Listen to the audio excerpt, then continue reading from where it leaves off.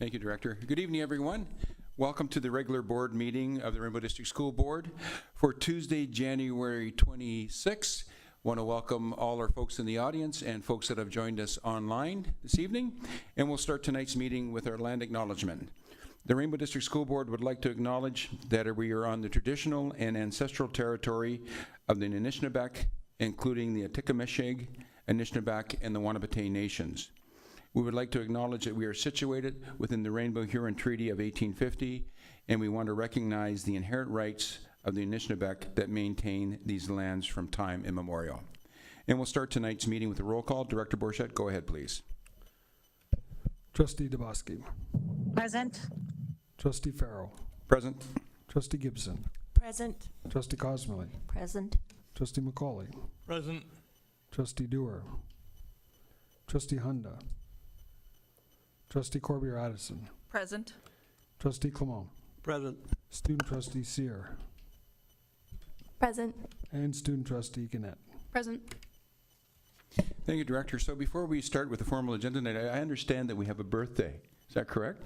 My understanding is that Student Trustee Gannett has a birthday today, so on behalf of all of us, we want to wish you a very happy birthday, and thanks for taking time out of your birthday to come and join us for the meeting tonight. Right. Congratulations. So our first order of business tonight is the approval of the agenda, so we'll need a mover and a seconder that the agenda for the regular board meeting of January 20th, 2026 be approved. And that's moved by Trustee Gibson, seconded by Trustee Corbier-Addison. Any errors or omissions, any comments? Seeing none, we'll go to the vote. Director, please. Trustee Clement. In favor. Trustee Corbier-Addison. In favor. Trustee Dabowski. In favor. Trustee Farrell. In favor. Trustee Gibson. In favor. Trustee Cosmely. In favor. Trustee McCauley. In favor. Student Trustee Sear. Present. Or sorry. Yes. And Student Trustee Gannett. In favor. The motion's carried. Thank you very much. We have here and in favor. That's great. Section B, preliminary declaration of pecuniary interest. Are there any declarations of pecuniary interest? Seeing none, we'll move on to presentations. And I'll turn the floor over to the director to introduce our folks that will be presenting tonight. And I know that we're all excited to hear the results of the student success in the EQA achievement for this year. So Director Bourchette, you can introduce our guest tonight. Thank you, Chair Farrell. I won't introduce everyone. They will do that as they approach the podium, but I am going to express my sincere gratitude to this amazing team of individuals who will present tonight. Part of a system team that's worked very, very hard over years of time to get incremental gains with our results. It's a part of a system-wide effort, and our superintendent, Dan Kozier, is going to lead us off tonight, but very grateful not only for the effort to put together this presentation, the time spent with us tonight, but most importantly, the tireless work they've done all year in supporting our schools to make this possible. So thank you very much for all being here and for all you do. Thank you, Chair Farrell. Thank you, Director Bourchette. Tonight, we're pleased to share the 2024-2025 EQAO results for Rainbow District School Board. EQAO stands for Education Quality and Accountability Office. It is the provincial body that administers student assessments to determine how well students are achieving curriculum expectations. Students in Rainbow schools made significant gains in EQAO assessments during the past year. Our results in reading, writing, and math are continuing to trend upwards, an indication that our efforts are having a positive impact on student achievement and well-being. Here's a snapshot. Grade 3 reading is up by 5.9 percentage points, writing up by 2.7 points, and math up by 4.7 points. Grade 6 reading is up by 2.3 percentage points, writing up by 7.2 points, and math up by 7.5 points. Grade 9 math is up by 4.9 percentage points. Results for the Ontario Secondary School Literacy Test, or OSSLT, which were the highest ever in the 2023-24 school year, remain stable. Joining us tonight to report on our EQAO results are Principal of Student Success Melanie Bertrand, Principals of Program Corey Petrie and Kate McKenzie, and Principals of Special Education Programs and Services David Squarzolo and Colleen Eberlein. We would welcome any questions that you may have at the end of the presentation. At this time, I'd invite Principal of Program Corey Petrie to begin.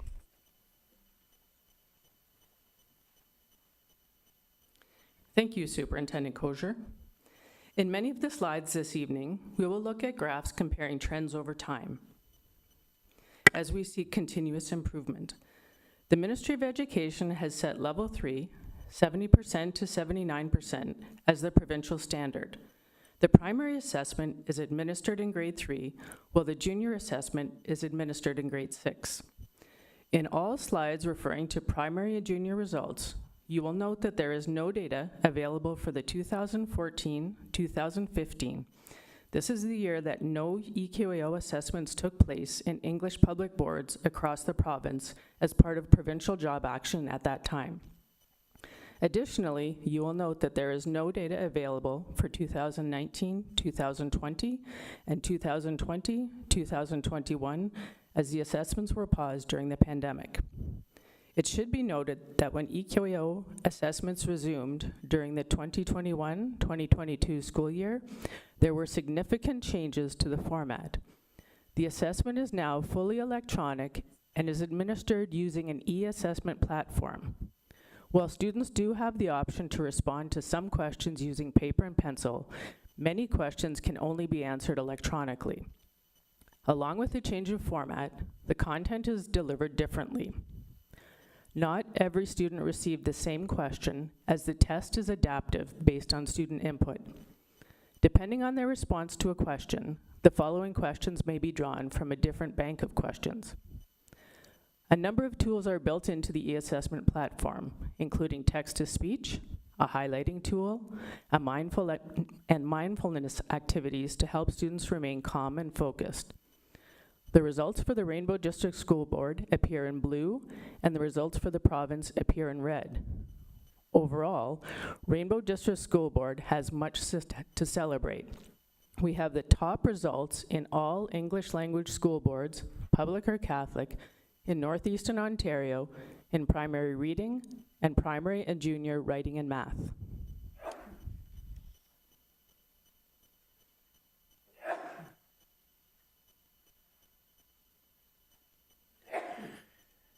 This evening, we will share the achievement data for all students with exceptionalities. This includes students with learning disabilities, autism, language impairments, physical disabilities, mild intellectual disabilities, developmental disabilities, and behavior identifications. The data excludes students who are identified as gifted.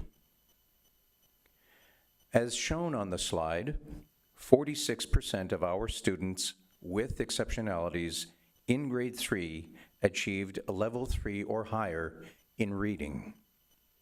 This represents a 2% increase from last year's results. This year, we continue to support students with exceptionalities by strengthening classroom instructional practices and using targeted intervention programs such as Empower, Spell Read, and Remediation Plus. Together, these programs support students in reading achievement. We do not identify students as gifted unless the results of a private assessment provided supports this identification. 850 students participated in the primary assessment written in grade 3. In the 2024-2025, results in primary reading showed a significant increase at the board level and a slight increase at the provincial level. Rainbow continued to outperform the province and be the highest achieving board within our region in this assessment. We attribute this to our ongoing focus on effective and impactful literacy strategies. Students receive daily reading instruction with an explicit focus on phonological awareness, phonics, and comprehension. As you can see, our results surpassed the provincial results. 77.2% of Rainbow students achieved at provincial standard or above, compared to 74.2% of students in the province.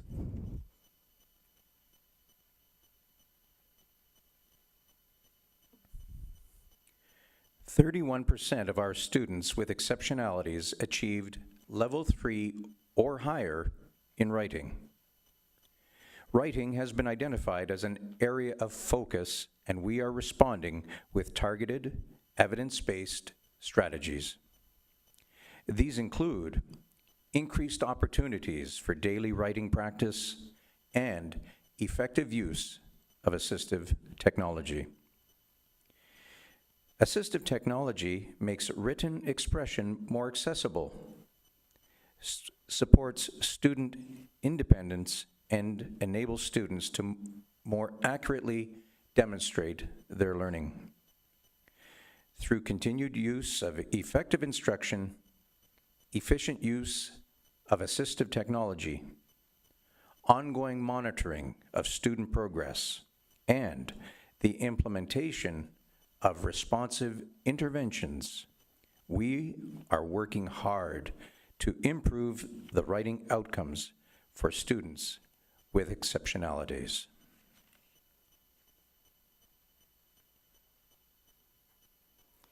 This year, we had an increase of 2.7% in primary writing, while the province had an increase of 1.2%. Rainbow remains the top-performing board in our region in this area. Rainbow teachers provide rich writing opportunities for students as they develop their proficiency. We have also shared a common scope and sequence document for writing to support instruction for students from grades 1 to 6. The scope and sequence provides cohesion, clarity, and consistency across all schools. We are proud of our students' progress. Our ongoing focus on daily writing is leading to continued success. 24% of our grade 3 students with exceptionalities achieved provincial standard in math. We continue to strengthen supports and interventions to improve outcomes in math. Through professional learning opportunities, including the Summer Symposium, math consultant Danielle Gagnon and special education coordinator Melissa St-Onge have worked with teachers to identify best practices and strategies that meet the diverse needs of students in math.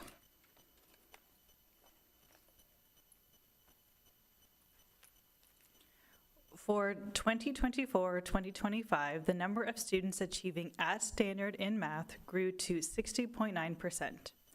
This year, we had an increase of 4.7% in primary math, while the province had an increase of 2.3%. Rainbow remains the top-performing board in Northeastern Ontario this year, ranking first in the geographic area when compared to all other boards in the region for both primary and junior mathematics. We continue to focus on providing students with high-fidelity math instruction, supported by the work of our consultants, coaches, and coordinators in all grade levels. This includes providing board-developed resources that ensure consistent, high-impact instruction throughout the system.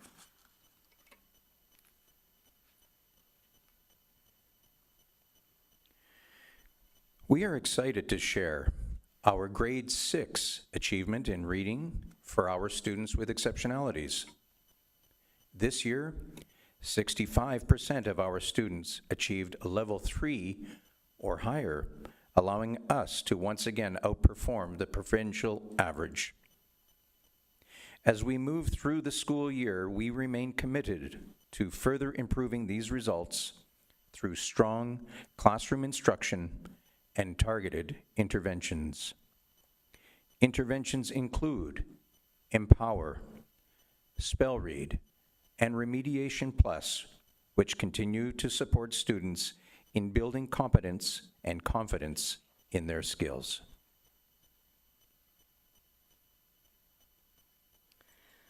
"927 students participated in the junior assessment written in grade 6. This year, we had an increase of 2.3% in junior reading achievement, while the province had an increase of 3.6%. Rainbow is now outpacing provincial results, with 86% of students achieving at standard versus 85.6% in the province. The continued focus on high-impact reading instruction across the grades has been effective. Our students are experiencing success.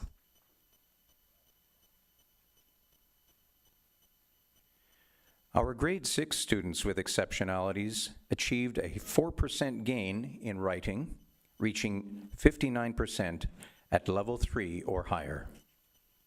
We continue to address this area through increased daily writing practice and targeted support with assistive technology.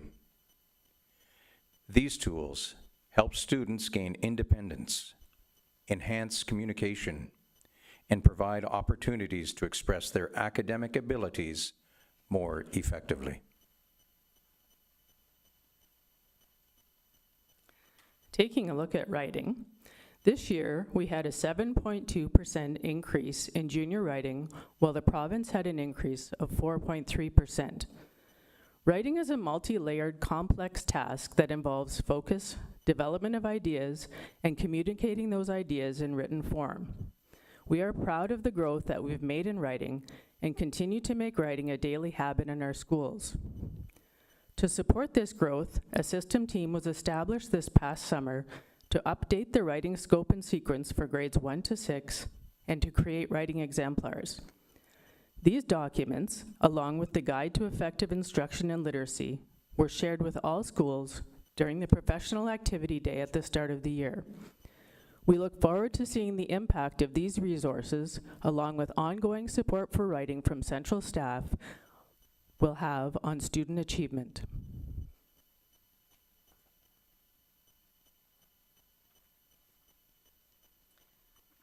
Twenty 20% of our grade 6 students with exceptionalities achieved the provincial standard in math, reflecting a 2% gain from last year. The provincial results, meanwhile, remain stable. We continue to strengthen supports and provide interventions for students to help them improve their skills in math. As highlighted in our grade 3 math results, expanded professional learning opportunities through the collaborative work of program and special education staff ensure teachers have the strategies and resources to meet the diverse needs of their students.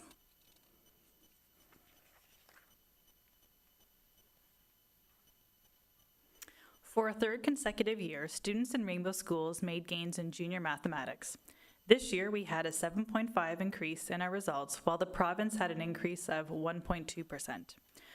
Ongoing implementation of high-impact strategies and effective resources remain a focus of staff throughout the board as we work to build on this positive trajectory. We also continue to have math demonstration classrooms to support educators in all geographic areas of the board. These model classrooms have proven to be an effective means to build teacher capacity in math on an ongoing basis. Colleagues are collaborating, sharing best practices for the benefit of students.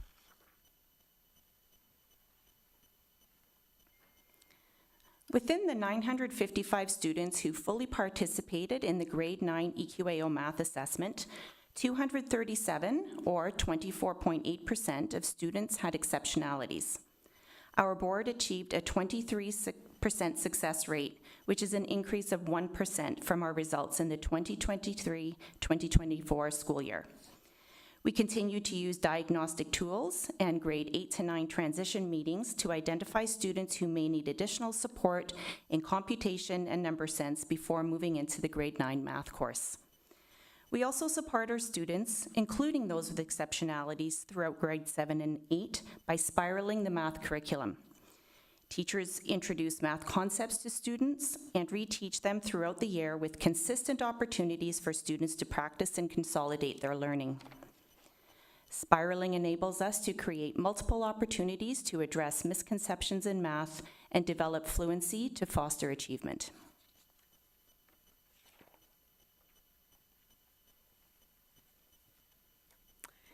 "955 students participated in the grade 9 EQAO mathematics assessment.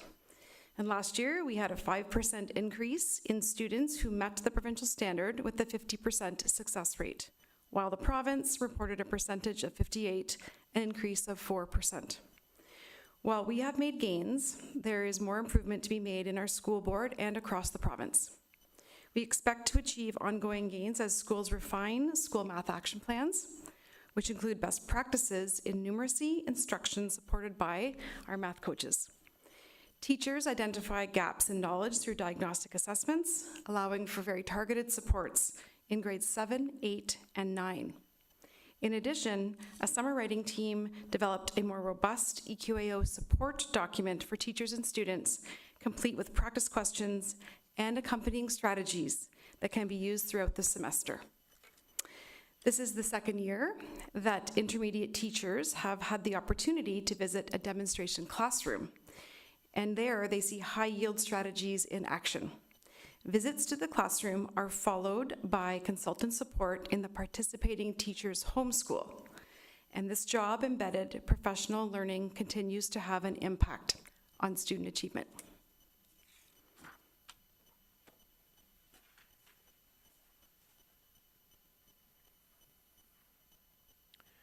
$996 first-time eligible grade 10 students fully participated in the Ontario Secondary School Literacy Test. There were 269 students with exceptionalities participating in the OSS-LT. Our board achieved a 60% success rate, which is an increase of 2% over our results from last year. We continue to build on identifying gaps in skills through grade 8 to grade 9 transition meetings to ensure proper supports are in place for grades 9 and 10. These supports include courses that use intervention programs such as Leveled Literacy Intervention, or LLI, Empower, and Spell Read to help students improve decoding and/or reading comprehension. Additional support for students includes assistance in the classroom and/or within a resource period from the classroom teacher and resource teacher. Educational assistants also provide academic support to students with exceptionalities.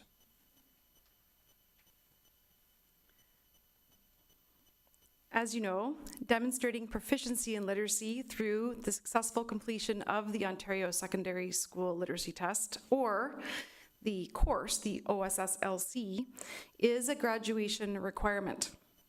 In the 2024-25 year, 81% of students met the standard.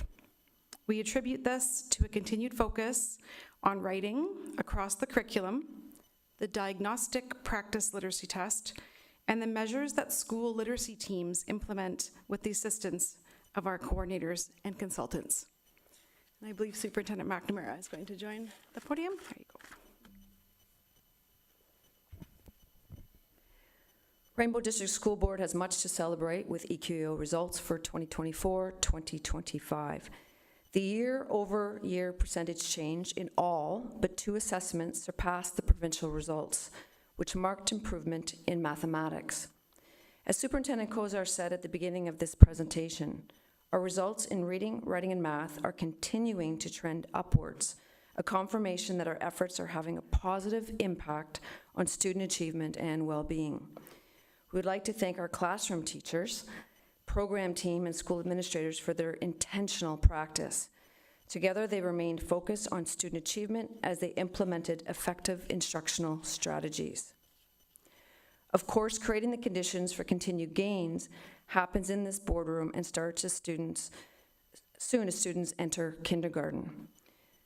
Chair Farrow and trustees, thank you for your supporting our staff in implementing initiatives to improve student success in foundational skills.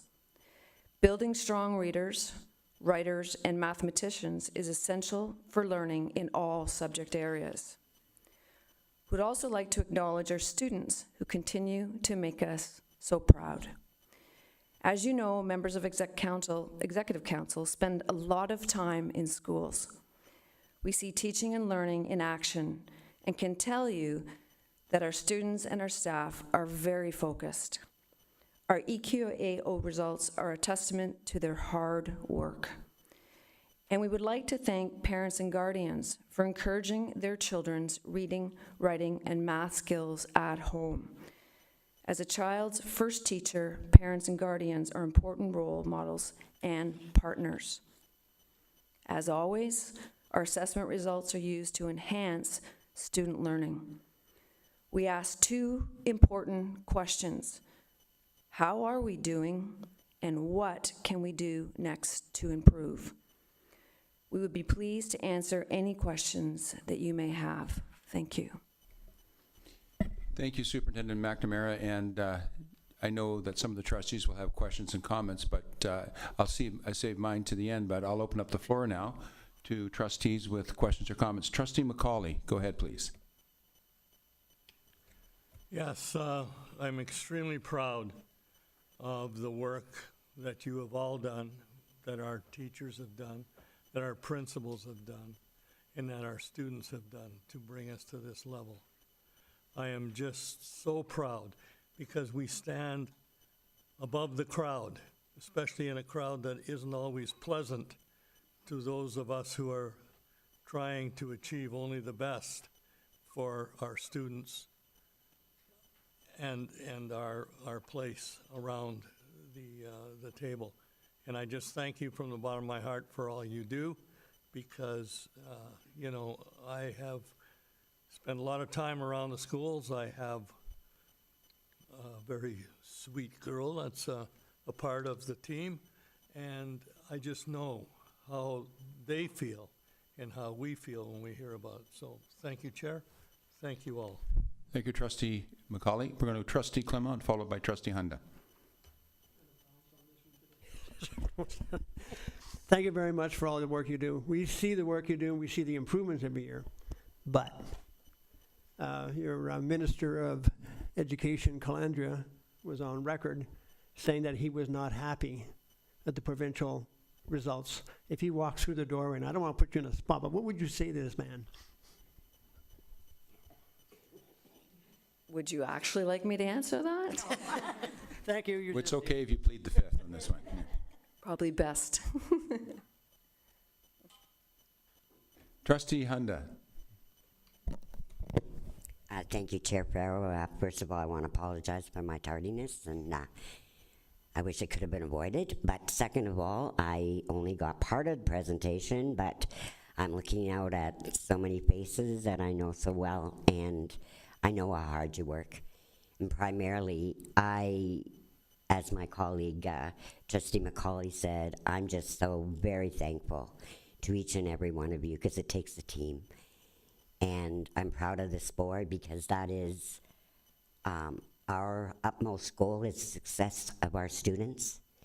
And I'm proud that we make decisions around this table that go towards student achievement, but you are the workers. You are the ones that are putting the work into it, and clearly it's working, it's successful. I'm proud of this board. When I look provincially around and see the results, we are achieving gains, which is just so refreshing to my heart that what we're doing is working, but I can't take credit for that. It's all of you that work so hard, down to the please pass on to your classroom teachers and the students themselves, because they're buying into this, and the parents. And I just am thrilled when I received the report and saw when there's been so much negativity on the news. You know, if you remove yourself from that, good things are happening in our schools, and it's all thanks to you. Thank you very much. Thank you, Trustee Hunda. Trustee Cosmerly. Thank you. I too want to share thanks to all of you and to the students who have worked so hard to get to where we are today. And I just want to say this feels like a part two to the math presentation that was presented, where we heard about all the wonderful strategies to bring up the math scores, because that I know has been a particular issue. This shows, yeah, we got it. The strategies are working, and hopefully the province will continue to put money into the strategies that are helping students to learn and to be successful. I have one question, and it's for Principal Squarzola. Is Empower at all schools now, high school and elementary? And that's my only question. Thank you. Thank you, Trustee Cosmerly. So we do have Empower reading teachers in all of our schools that provide instruction in English. In any of our schools that are French immersion only, we do not have Empower reading teachers. And any year where there might be perhaps a retirement or change of plans, in terms of staffing. We work hard at finding new people and getting them trained to provide the program. Trustee Corbett-Addison. Thank you. I just wanted to express my congratulations to everyone that's part of this team to bring these students' achievements out. And the big one that stuck out for me was the increase in math this year. I'm just wondering if there's any anything that we're going to do to increase the high yield strategy classroom model within different schools to enhance it, or. So through you, Chair, I can certainly address that. So we are maintaining our demonstration classroom models, and we have made a slight adjustment this year. So we still have math facilitators stationed throughout the board, and so teachers have access to those classrooms to visit, see best practice in place, and receive follow-up support from those coaches, facilitators. And so we've moved to a model where those embedded facilitators are teaching both grade 3 and 6 math in the primary, and then we have an intermediate demonstration classroom as well. So we're continuing that model, and we've seen a significant number of teachers access that. So teachers have the opportunity wherever they are in the board. And we've been strategic in terms of the geography. So there's a classroom in Little Current, we have classrooms in Sudbury. So every teacher has access to that opportunity, and then the follow-up support as well. So I think continuing the model and continuing to sort of build upon the past practice is where we're going to continue to see success. And I'd just like to add as well is that at the high school level on 7 to 12, we have a coordinator that's working really hard in combination with our elementary program team, and especially focusing on spiraling the math curriculum. And so that team approach and continuation, I think, has gone through to the secondary level, and we're seeing some increases. Thank you. Anything further from trustees? Seeing none, so I just, wow, gang, fantastic work. I can't tell you how ultimately proud we are of the work that you all do. And I know you lead it throughout the system. It's absolutely incredible. You know, back a few years ago when I was a principal, it used to be an exception when we, increased or had a result that was above provincial average. Now, I don't know what that says about the principals at that time, but anyways. But now it's more of a norm. So I think that's really, really incredible, the work that we've done. I can't help but mention the work that's being done in the area of special education. The results that you're seeing there that are approaching provincial average each and every year, and sometimes surpassing it, is absolutely incredible. It's phenomenal. And what's good for kids in special education is good for all of our kids. So I think we're seeing a real spin-off on that. I also think our success is based on a number of things that we're doing. It starts here at the board table, because we are really, really focused on student success, and everything that we do here should be about student success. But it's the work that Superintendent Guilbeault does in plans and services to make that our schools are safe places. It's the work that we do on curriculum on a day-to-day basis. The focus on high yield strategies throughout the system is making a huge impact. The fact that we found the time to put superintendents into schools on a regular basis is making a real impact also. So I think I've hit all my major points on that, but I just wanted to say from the bottom of our heart how impressed we are.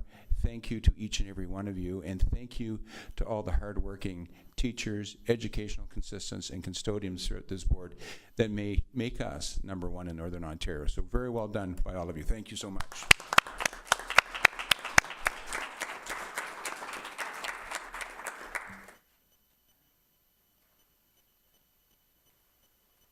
Now we'll continue with the remainder of our agenda, and we'll move on to Section D, report from closed meetings of the board. We have none at this time. Section E is old business, and we have a set of minutes that we need to approve. So I'll need a mover and a seconder that the minutes of the regular board meeting held on Tuesday, December 9th, 2025 be approved. And that's moved by Trustee Hunda and seconded. Before we do that, Director, we should have reflected in the minutes that Trustee Hunda is now present at the meeting, so she can move this. And it was moved by Trustee Hunda and seconded by Trustee Cosmerly. Any questions Comments, errors, or omissions with the minutes? Seeing none, we'll call for the vote. Director? Trustee Clement. In favor. Trustee Corbier-Addison. In favor? Trustee DeBoski. In favor. Trustee Farrell. In favor. Trustee Gibson. In favor. Trustee Hunda. In favor? Trustee Cosmely. In favor?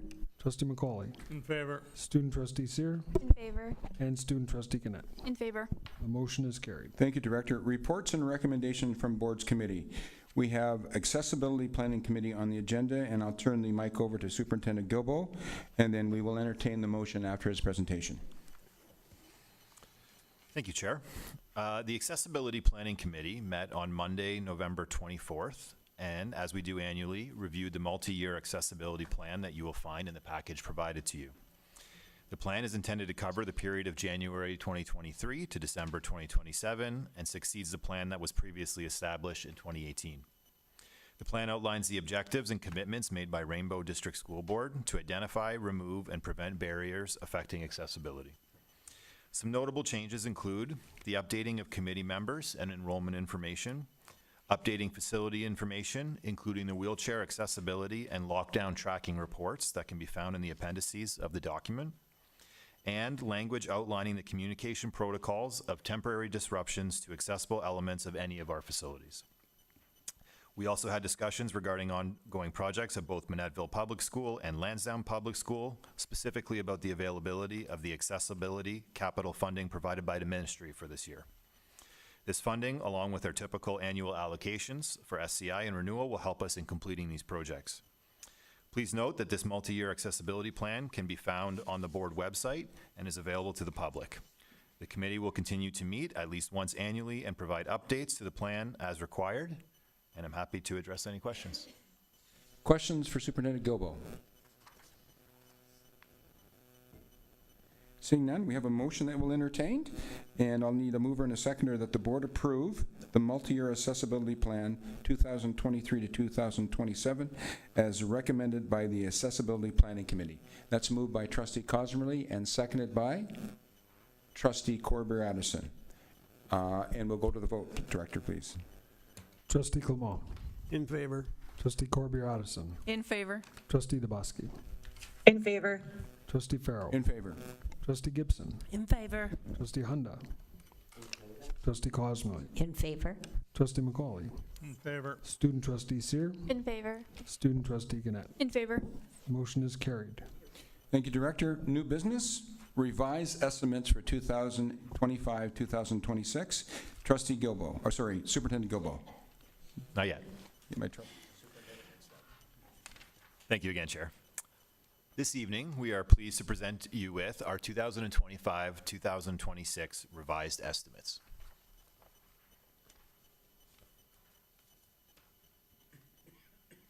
To begin with, we will share our increased enrollment as of our October 31st count. Although we have slight decreases in elementary, there is an increase in secondary enrollment for a net increase of 49 ADE. That includes adjustments for high credit and adult day school registrations. Of course, this type of increase results in additional funding through core education from the ministry. Next, we will look at the funding provided by the Responsive Education Programs, or REPs, for 25-26. These were formerly known as the Priorities and Partnership Funds, or PPFs. Many of these will be familiar from the original budget presentation that we did in June, including the focus on reading supports and enhancements and the math recovery plan, which includes the board math lead, school math facilitators, and the digital math tools. Our annual allocation for transportation and stability supports for children and youth in care remains the same at approximately $155,000. I would like to focus and highlight some of the funds that have been announced since the last presentation in June. The Special Education Department was once again successful in its application for the Removing Barriers for Students with Disabilities, which is to be utilized for additional support and transition resources. We also were successful in our application for additional funding for physical activity through cricket again this year. The board also received additional funding for supports for English language learners and early development instrument funding for teacher release. The board received funding for the cybersecurity operating model, which comes in the form of a one-year commitment from the ministry at approximately $176,000. Mental health also received funding of approximately $26,000 for resources that promote responsible and secure digital habits amongst students. That includes navigating digital risks, including those related to social media, AI, privacy, and screen time. What is not included in the amounts listed is the funding for summer learning supports for both mental health and special education, totaling around $250,000. While we still expect to receive these funds, they have not been formally announced to date. These additional funds would bring our originally reported total to just under $3.4 million. Looking at revenues, you will note an overall increase to our core ed funding as a result of the aforementioned increase in enrollment. Classroom staffing benefits from the largest increase, with smaller adjustments made to the remaining pillars, which includes the adjustments for declining enrollment grant. The school renewal allocation and school condition improvement totals remain similar to what was budgeted last summer, with a slight adjustment to the funding for debt charges based on a reduced internal borrowing exposure. Under other revenue, the increase in the miscellaneous revenue includes expected additional interest revenue, our OSBI refund, billing for secondments, as well as additional funding provided through both the Swim to Survive and Student College Work Initiative. The increase in REP funding, as we just went over in detail, is also represented here. Under the reserves, you will note the use of reserve funds under student focus initiatives to support our Welcome Center, as was previously budgeted. We are utilizing existing reserve balances within French as a second language, Indigenous education, special education, and student mental health, with similar amounts that were presented in June, adjusted for the carry-forward balances from year-end. The school renewal funds represent the carryover costs associated with capital projects that were not complete prior to the end of the 24-25 fiscal year on August 31st. These funds are drawn from an existing reserve that was set up to reflect that carryover and are fully committed to existing projects.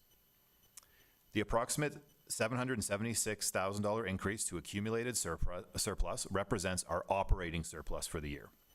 With our annual allotment of $250,000 to the reserve for the Lancer Dome and other ministry adjustments for committed capital projects and the use of internally appropriated reserves, our surplus for ministry compliance is approximately $40,000. As we look at our expenses, in general, you will note that we have an overall increase, reflecting the increase in FTE as we support the instructional requirements for our additional enrollment. This is represented in the increase for instruction and school management spending. Please note that the decrease in student and teacher support services is due to some budgeted positions that are currently vacant and adjustments to average salaries compared to what we had at budget. Within the pupil accommodation costs, showing an increase of 11%, are the school renewal carryover costs for capital projects that I mentioned previously. The increase in transportation is a result of additional ridership due to our increased enrollment, as well as costs for transportation requirements for both special needs and our summer school program. Finally, you will see the increase in the responsive education programs, which we have already outlined. As we look at the board's balances for reserves, I will highlight just a couple of things. You will see the aforementioned surplus of approximately $526,000 being added to our accumulated balance, which is the $776 less the $250 amount for the Dome Reserve. You will also note the use of reserve balances from student focus initiatives and special education, as previously mentioned in the revenue section. And that will conclude the presentation of the 25-26 revised estimates. And I'm again happy to answer any questions you might have. Questions for Superintendent Guilbeault?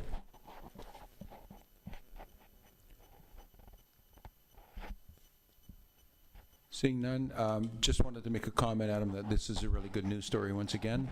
We're showing a slight surplus, and everything is just balancing on great, and really good to see that the increase in enrollment happened. So that fantastic work. So if there's no other questions, we say thank you very much. Keep up the good work.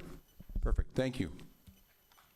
Next section of the agenda is Asta Aego Education Conference, and I'll look to our student trustees to see if they have any comment before we deal with the motion. Did you want to say anything? I put them on the spot. Okay, super duper. So what we'll do is we'll entertain the motion. We need a mover and a second that the board approve the attendance of student trustee Sear and student trustee Gannett at the Otsego Education Action Conference in Ottawa on February 19th to 22nd, 2026. We'll need a mover for that. That's moved by trustee Hunda and seconded by trustee Clement. Any questions from trustees? Seeing none, we'll call the vote. Director, go ahead, please. Trustee Clement. In favor? Trustee Corbier-Addison. In favor. Trustee Dabowski. In favor. Trustee Farrell. In favor. Trustee Gibson. In favor. Trustee Hunda. In favor. Trustee Cosmerly. In favor. Trustee McCauley. In favor. Student trustee Sear. In favor. And student trustee Gannett. In favor. Motion's carried. Thank you, Director. Notice of absence, trustee Doer is absent tonight. And also trustee Dabowski made a request to me to participate electronically this evening. And her request meets the criteria outlined in bylaw 14. Director's remarks. Thank you, Chair Farrell. I'll start by just thanking Superintendent Guilbeault and our Manager of Finance, Nancy Chiquetto, and of course our Manager of Human Resources, because our human resources have a huge part in our budget, just for the fine work in providing the revised estimates and putting us in a slight surplus situation. That is definitely a change from our projection, and a very welcome one. So I just want to say thank you to them for their hard work and leadership in this regard. I'd also like to share my remarks this evening by acknowledging all of you, our trustees, for your unwavering commitment to student success. The priorities that you have established and strategic directions have kept us laser focused on student achievement and well-being. The positive gains in EQAO assessments are a direct result of our collective vision, the efforts of our staff, and the support of our parents and guardians. Sustained gains over time will ensure that we continue to build competent and confident readers, writers, and mathematicians. I extend my deepest gratitude to our program team for sharing their expertise on the system level for the benefit of our educators and students. The high-yield strategies, intentional resources, and targeted interventions, coupled with mentorship, assessments, and daily practice, are proving to be effective. I offer my sincerest appreciation to our superintendents and our administrators. As instructional leaders in our schools, they support staff to be the best they can be each and every day. Regardless of what's happening in our schools from an operational perspective, they always make time to be in classrooms, to see firsthand what students are learning, and to set high expectations. I'd also like to thank our classroom staff for engaging in teaching. Our literacy and numeracy blocks are protected time where students work on sounds, words, sentences, paragraphs, decoding, comprehension, grammar, spelling, number sense, math fluency, and problem solving. When reading and writing and math are practiced daily at school and reinforced at home, students are being given every opportunity to reach their full potential. It truly is about consistency and repetition. And finally, I want to congratulate our students on their achievement. We're so proud of the progress that we've all made together. In closing, perhaps you can give me just a moment to share with you an excerpt or two from a recent article in the Globe and Mail. The article was not centered on our school board specifically, but we were given a voice in the story because of our significant gains in math. And I'll read a few parts verbatim from the article. So from the article, Dan Kozier, the math lead for the Rainbow District School Board in Northern Ontario, attributes the gains students there have made in EQAO math scores in recent years to several factors, not least of which is encouraging a growth mindset among students. Essentially, a growth mindset is the belief that abilities can be gained through effort and perseverance rather than fixed traits. It's the idea that anyone can do math, and we're going to give you the skills and the strategies that are going to let you do it in a way that's effective for you, Mr. Kozier said. And Anthony Bonato, a math professor at Toronto Metropolitan University, said encouraging students to believe that they can not only grasp math, but enjoy it is crucial. Changing the culture is really, really important, he said. And that was January 10th from the Globe and Mail. So I'll leave you with that thought. I'll wish you all a happy new year and say thank you very much for your unwavering support. We really appreciate it. Thank you. Thank you, Director. Any questions from the Director? Seeing none, we'll move on to other items, and OPSPA Director, Trustee Cosmerly. I'm keeping it shorter tonight. As indicated in an email I sent to all trustees on January the 7th, the vote on OPSPA's motion to amend and restate its general bylaw was deferred by directors on December 18th in order to give trustees an opportunity for further discussion about the role of regional councils in a refreshed governance structure. Trustees should have received by now an email from OPSPA which contained a package of information including draft terms of reference for regional councils, background information, and 3 questions to facilitate discussion. Regional councils will meet on January 24th during the Public Education Symposium to discuss the documents and the questions. Just over an hour has been allotted for this discussion. If you have feedback you would like to bring to this meeting, me to bring to this meeting, or I believe Trustee Corbier-Addison is attending as well, please let us know. Alternatively, you can email Lisa Reinhardt at OPSPA. Directors will have a second opportunity to discuss the proposed changes at a Board of Directors meeting in late February, and will vote on OPSPA's motion to amend and restate its general bylaw at a special meeting on March 12th. Thank you. Thank you, Trustee Cosmerly. Any questions for Trustee Cosmerly on her report? Seeing none, we'll move to student trustees for their report. Student Trustee Gannett. Thank you. First off, we would like to thank you all very much for approving the motion to send us to the Education Action Conference in February. Our time at the last conference was an incredible learning experience, and we are excited to further our learning and take part in gain professional development that OSTA offers. This conference, we will be focusing on not just talking, but taking action, having results, and leaving the conference with resources and knowledge to make a difference and advocate effectively through our positions. I look forward to seeing the work that we put in throughout the time between FGM and EAC to prepare. I especially look forward to supporting our fellow student trustees across the province and to continue to provide professional development opportunities for the members of the ISTC, the Indigenous Student Trustee Council, and to contribute to the Truth and Reconciliation Interest Group. At the OSTA ACO FGM in November, we were asked to have a virtual meeting with high schools too, an Ontario-based initiative focused on preventing sexual and gender-based violence in schools by building consent and care cultures, co-designed with students. They have a 2-year-long partnership with OSTA, and student trustees are able to collaborate with them to gain professional development and share the student perspective throughout their projects. We spoke about policies within the board, the current accessibility to find information on the RDSB site, and my current goals within my position and wishes to learn more about the education system and passion for understanding policies and governance. After this conversation, I reflected that the current structure of the site could be challenging for students and parents to find board policies. A suggestion is to provide a quick guide to find the policies or a new, easily accessible link to the policies. And policies, I'm talking about like bullying and how that would be handled. This would potentially be helpful for students and parents to access resources aimed at protections and support for our students and to have an understanding of the system. At the January meeting, Student Senate, we spent some time going over the importance of professional image of the Senate while still fulfilling goals of building our social media presence, as this is a way to reach our students effectively. We also discussed their positions and from there, how it is important to be conscious of what they post on their personal accounts as well. Promoting media literacy ensures students are prepared beyond school and build their professional image. Another discussion we had was about school involvement and how to represent your school and the RDSB in a good way. Being involved in your school's community as a student center is very important because it allows you to truly understand and represent the voice of students. We covered volunteering, leading by example, joining clubs, and so on. At the meeting, we also refined breakout room themes and what we would like students to gain from their experience at our conference.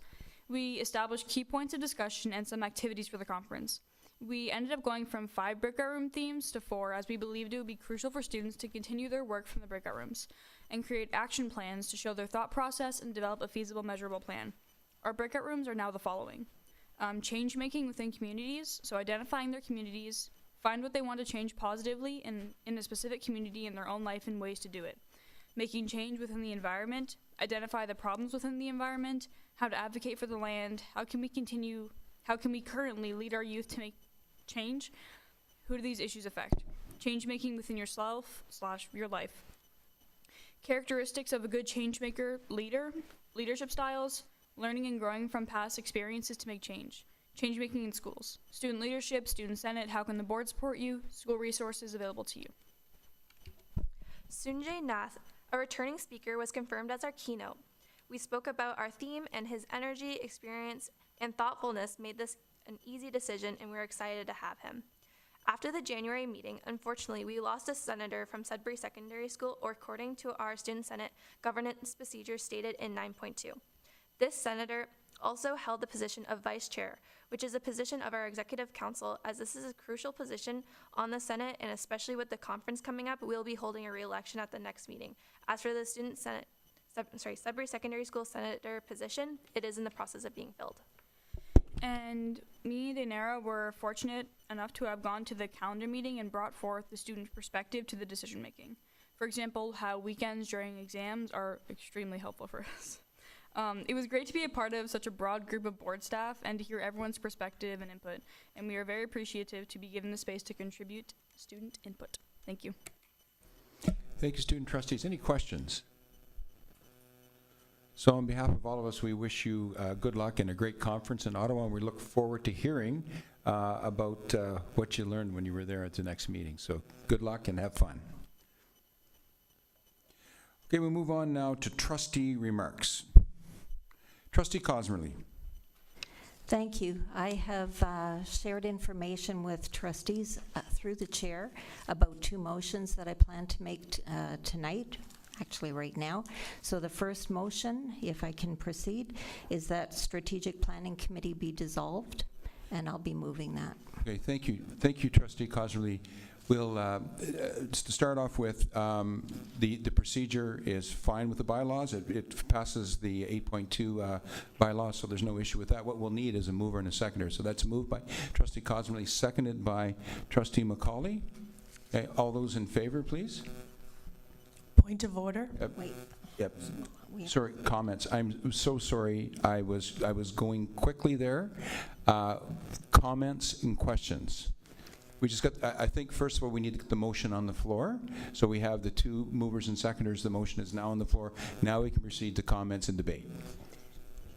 Now, so Trustee Cosmerly, if we have a point of order on the floor first with Trustee Gibson. Normal procedure is that we would allow you to speak to the motion first. Would that be okay, Trustee Gibson, or would you like to do your point of order now? I'd prefer to do my point of order. Okay, point of order then. Go ahead, please. First of all, what is the motion that's on the floor? The motion on the floor is, could you read it again, please? Yes, it's that Strategic Planning Committee be dissolved. Okay, so you're stating that because it was previously sent out by email, there's no need to waive notice? Correct. We're not having the motion to waive notice? Correct. We don't need to. Okay. So I'd like to note that this motion was not on the published agenda. I understand that it was circulated by email. However, it's not properly before the board under bylaw 12.3, as no written notice was provided at a previous meeting. This is an amendment to our bylaw, and it requires under 12.3 written notice at a previous meeting and then a vote approved by a majority of all board members, not just those present at a subsequent meeting. So it's a 2-part process. Our bylaw also insists that it first goes through strategic planning meeting before it can even be a notice at the board meeting. However, that is unusual, and perhaps you could leave that part out, but there's no way to waive notice at the first board meeting. I'm just trying to explain. Do you understand the point that I'm making under 12.3? Yeah, Do you want me to read 12.3? Yes, I'd like to read 12.3, please. So 12.3 is amendments, alterations, or additions to the governance bylaws may be made only with written notice given at a previous meeting and confirmed by a majority of all members of the board. And since this would be the deletion of an entire committee from the appendices of the bylaw, it would most certainly be an amendment to the bylaw. So that's what's being proposed, even though the text should have also provided the text of that committee sheet and then a sheet that says it's now all blank because there is no committee. So it's not properly before the board in several ways, but mostly due to lack of notice. So, on your point of order, I'm going to allow Trustee Cosmerly to continue with her motion. As the chair, I can't speak to the motion, but I do want to hear what has to be said here. So, Point Trustee of order. Yes. As the chair, you cannot suspend that rule. The chair does not have the authority to suspend the rules to change the bylaws. I'm ruling on your point of order, and I'm saying that your point of order is not an order, and we're going to continue with the debate. So sorry, you're saying that bylaws can be suspended without I am notice? saying that I've ruled on the point of order, and we're going to continue with the debate. But I'm not clear on what your ruling is. So could you state the rule that backs up your ruling? That's what our bylaws Trustee say you have Cosmerly, to do. thank you. 8.2. Sorry, point of order. Sorry. According to our bylaws, you must state the rule that you are using to make your point, to say that we can proceed. What rule are you using to say that we can do that? That's what I'm asking. So, It's 8.3.2. So under 8.3.2, individual trustees' notification of motion to the board consideration. And it says, a trustee may give the chair a written notification of a motion along with an explanatory rationale regarding the matter with respect to which trustee has a right to vote. The notification of the motion shall be distributed by the chair or designate to all trustees. Where possible, trustees are asked to provide the notice of notification to the chair 2 days prior to the meeting. Notwithstanding the above, a trustee may bring the motion at a board meeting without prior notice, provided that 2/3 majority of those present and eligible to vote waive the notice of requirement. That is what I'm ruling on. That relates to ordinary motions, not governance bylaws. That's why it just says motion, not governance motion. Well, I'm assuming my interpretation, it refers to every motion. Okay, so your ruling is that any motion to change our government bylaws can be brought with 2 days' notice via email, so there's no public notice that we're going to vote on. No, so Trustee Well, Gibson. an email is not a public notice. So Trustee Gibson, what you're doing is putting words in my mouth. I'm ruling on what's in front of us right now. I'm saying it's in order, and we're going to continue with the debate. Thank you. So, but you're saying that it's in order without notice, Thank you. correct? Yes? Trustee Cosmerly, please. Not getting it. I have explained my rationale for this motion in the document that was sent to trustees last week. So in that, just to refer back to what's just been discussed, I started my written submission that was shared and followed 8.3.2, that these motions, the two motions, are being presented in accordance with Section 8.3.2 of our governance bylaws, which states that a trustee may give the chair written notification of a motion along with explanatory rationale regarding any matter with respect to which the trustee has the right to vote. So, in terms of this particular motion, I have explained my rationale in the document, but there are a couple of key points that I'd like to make tonight. This motion is necessary because legislative changes that came into effect September 1st, 2025 have serious consequences for any trustee who, for whatever reason, is absent from a strategic planning committee meeting. Section 7.1 of Regulation 46379 states that all members of the board must be physically present in the board's meeting room at every regular meeting of the board and at every regular meeting of a committee of the whole board. In our case, they must be present at every strategic planning committee meeting. Physical presence includes attendance by electronic means where certain circumstances are met and approved beforehand. Section 228(1)(e) of the Education Act outlines the consequences should a trustee fail to be present at a committee of the whole meeting, either in person or by electronic means. The trustee vacates their seat. The legislation is clear on this, and because absences are not authorized by a resolution in the minutes for committee of the whole meetings, there is no way to avoid the legislated consequence. I don't think any trustee here wants to lose their seat as a member of the board because they missed a strategic planning committee meeting. This means then that, like all other school boards in Ontario, we have to take a serious look at those committees that are comprised of all trustees of the board and make some difficult decisions. We already did this once before in December 2024 when we reduced the size of the Governance Policy and Bylaw Review Committee. The decision to bring tonight's motion forward was not taken lightly. Since last fall, I have talked to trustees from other boards across the province, with the OPSPA policy director and their legal support, and with Wayne Jowdry, an education consultant, to get their advice. And just so you know, Mr. Jowdry said that this was the way that we were to present it to the board. All of them have said the same thing: either dissolve your standing committees of the whole completely, or reduce the membership to no more than 4 or 5 trustees. The rules about trustee absenteeism do not apply to committees with fewer members. This brings us to tonight's motion. As indicated in my written rationale, the Governance Policy and Bylaw Review Committee passed a motion at its January 6th meeting to recommend to the board that the Strategic Planning Committee be dissolved.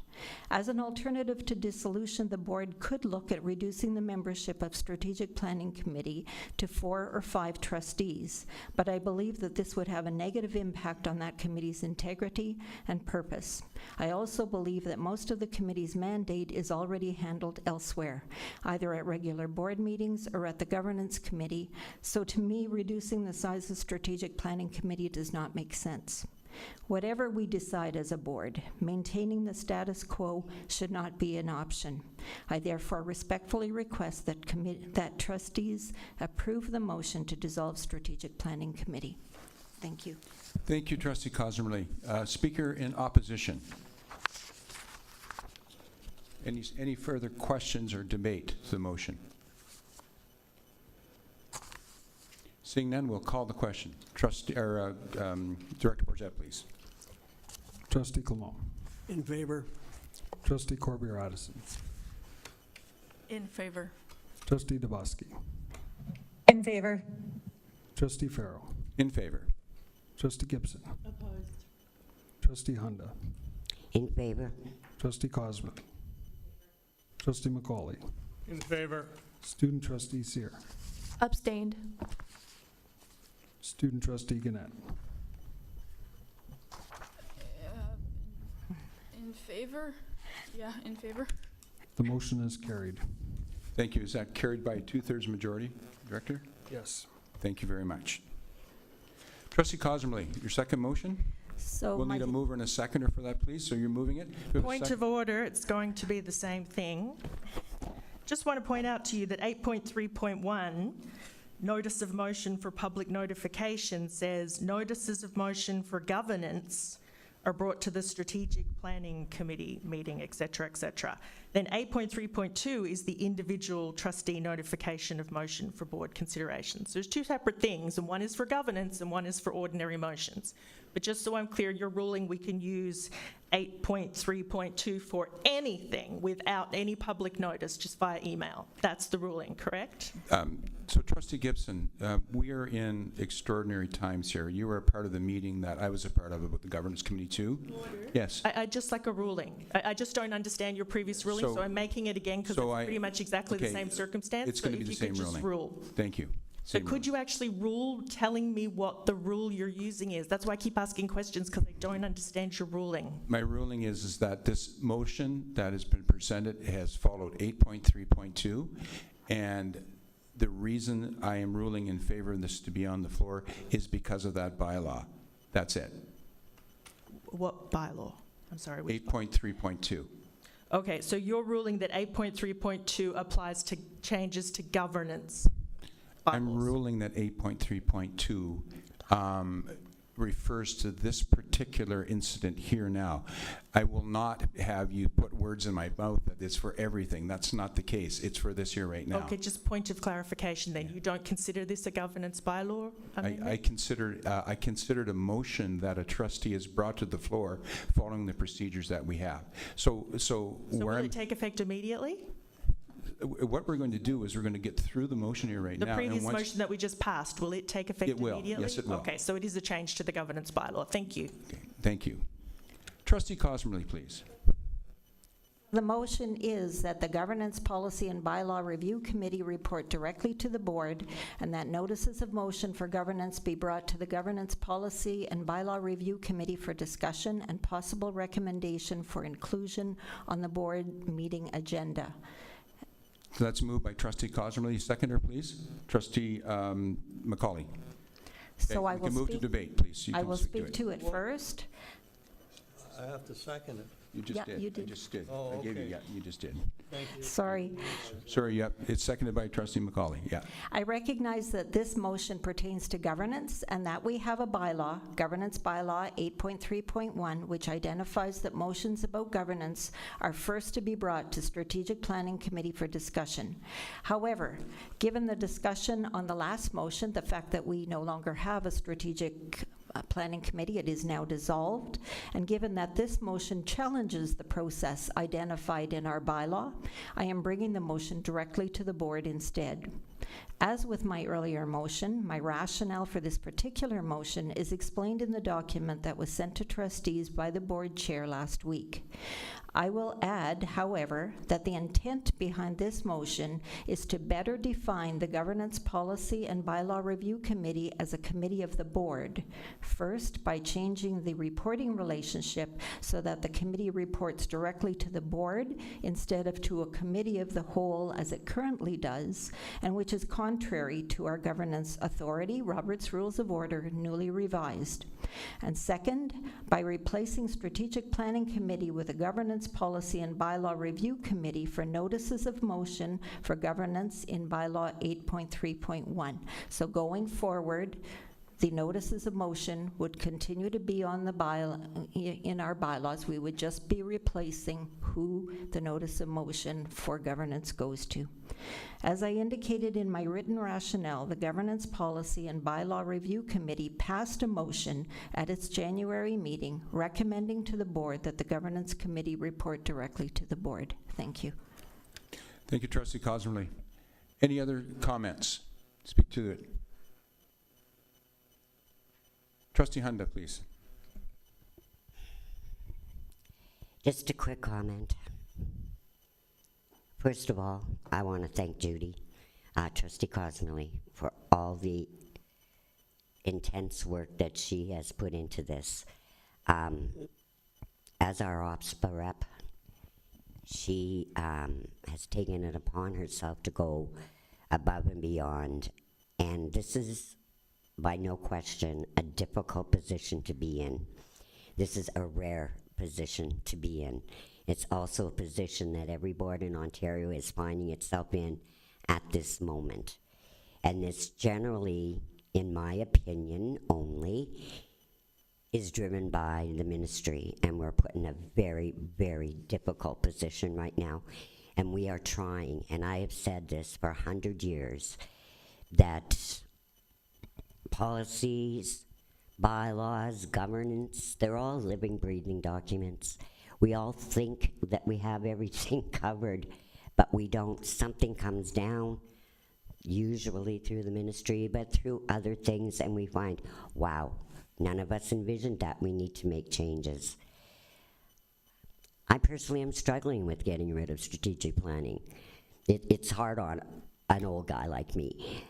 But I'm proud of the new, it's basically, to me, it's basically a name change to the committee that we have already been doing, other than we are, through the hard work of Judy and Director Bourget and Chair Farrow, we have found a way to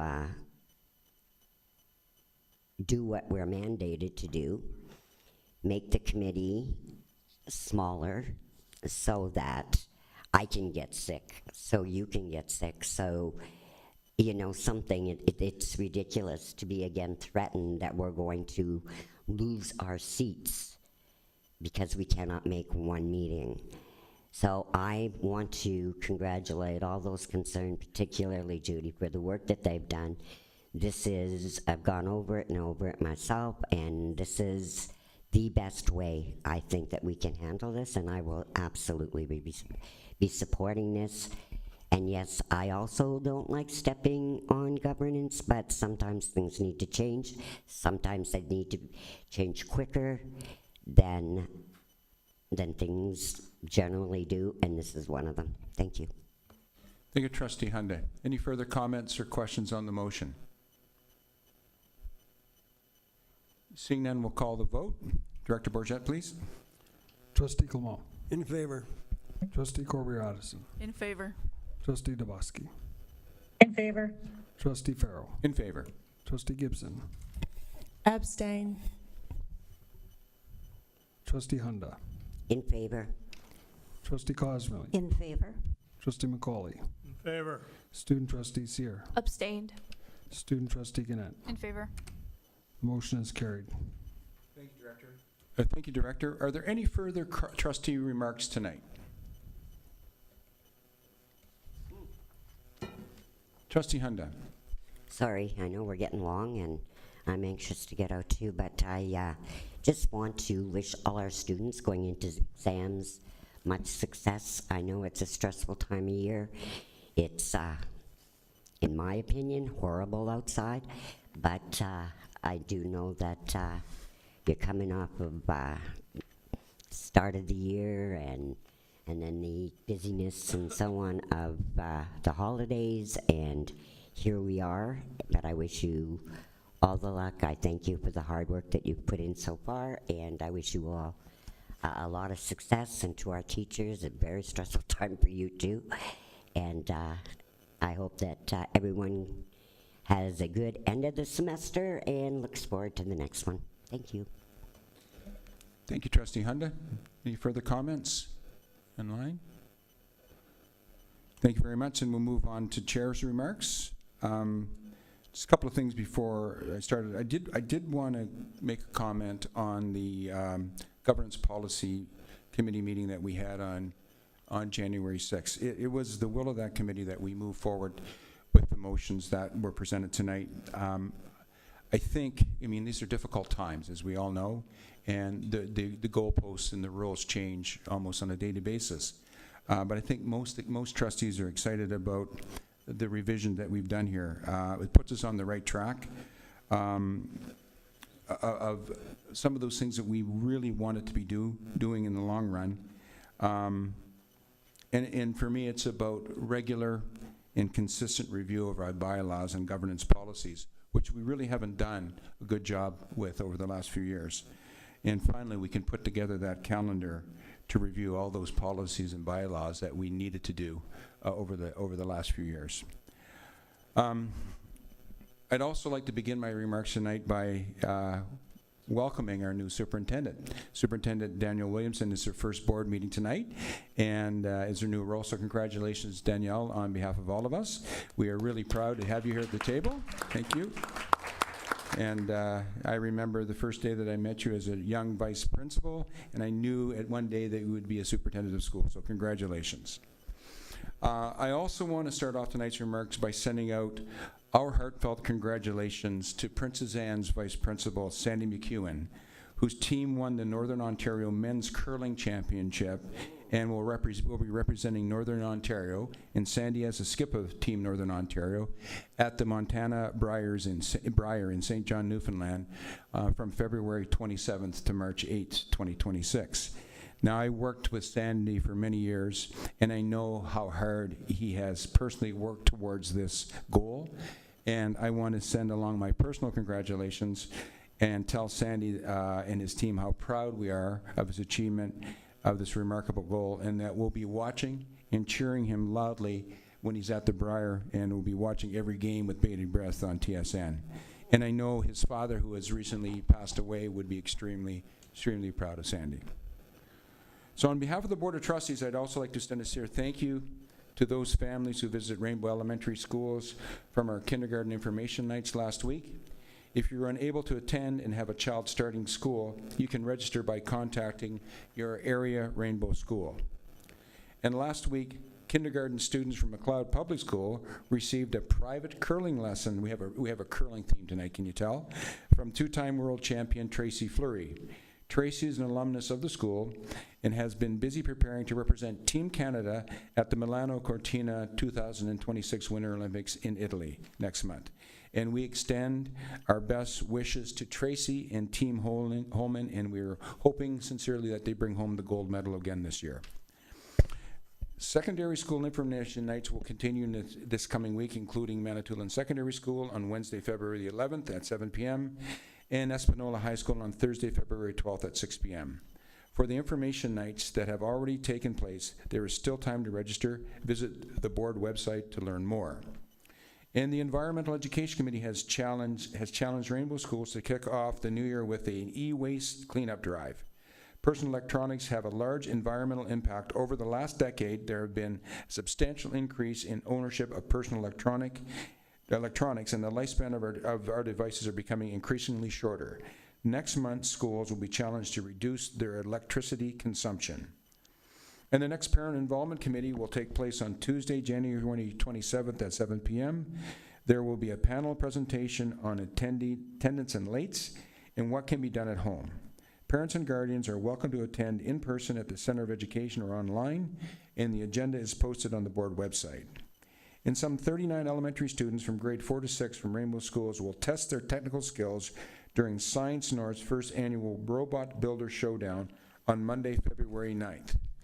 And parents and guardians of students with special needs in Rainbow District School Boards are invited to provide input for the 2026-2027 Special Education Plan. The deadline to complete the survey is Friday, March 7th. The survey link is currently available on the board website. And a friendly reminder that secondary exams are coming soon. We encourage students to give their exams their full focus and thank parents and guardians for supporting student success. And there will be no school for students on Friday, January 30th for our 5th Professional Activity Day of 2025-2026 school year. Information about the P-Day Day is on our board website. And there will also be no school for students and staff on Monday, February 16th for Family Day. And that concludes my remarks for this evening. Thank you.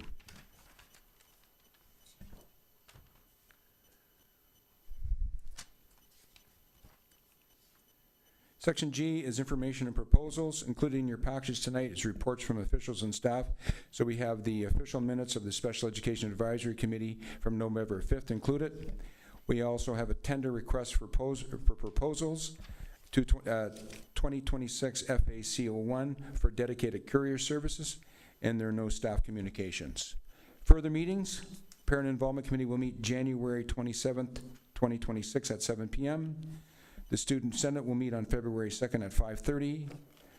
And the Governance Policy and Bylaw Review Committee will be February 3rd, 2026 at 12 p.m. The Environmental Education Committee will be on February 18th, 2026 at 3:30 p.m. And the First Nations Advisory Committee will meet on February 19th, 2026 at 10 a.m. And the Equity and Inclusion Education meeting will be February 19th at 3:30 p.m. And our next full board meeting is scheduled for February 24th, 2026 at 5 p.m. right here. So if there's no further business tonight, I will entertain a motion to adjourn. Moved by Trustee Cosmerly that we are now adjourned at 6:23 p.m. Thank you, everybody, and have a good night. We're now adjourned.